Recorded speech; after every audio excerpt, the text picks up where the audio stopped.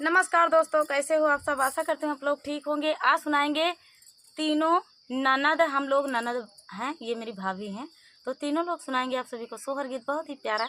मचिया ही बाई ठी है माया ता बेटा से राजा करई हो, बेटा चला जात्या बहिनी के देश खबर लइया हो, बेटा चला जात्या बहिनी के देश खबर लइया हो। मचिया ही बाई ठी है माया ता बेटा से राजा करई हो, बेटा चला जाता बहिनी के देश खबर लइया हो, बेटा चला जाता बहिनी के देश खबर लइया हो।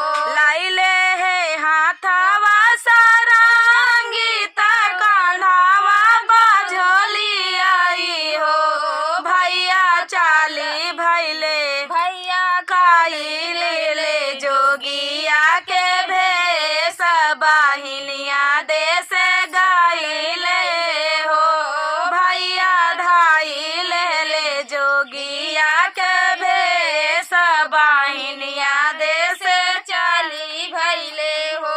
घुमाई गाँवा के गलिया ता बाना बाना भटकाई हो, भैया पहुँचे हैं बहिनी के देश, तया लख जगावई हो, भैया पहुँचे हैं बहिनी के देश, तया लख जगावई हो। पिछवा उलटी जब चितावई ता जोगी का बोलावई हो, बाबा लैना लेता भिखिया हमार भीतर चली जाती हो, बाबा लैना लेता भिक्षा हमार भीतर चली जाती हो। मैलिनी साड़िया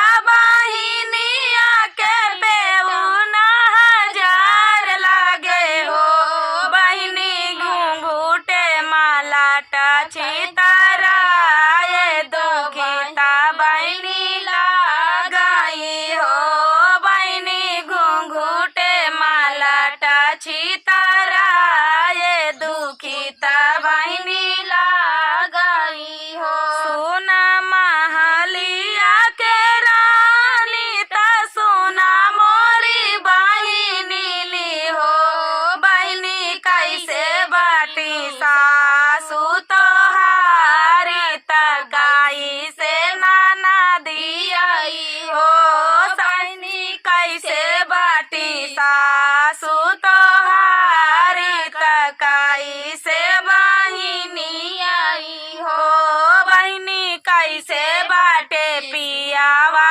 तोहारा ता कैसे भैया तोरे ना हो, बहिनी कैसे बाटे पियावा तोहारा दुखिता तू ही लागी हो, बहिनी कैसे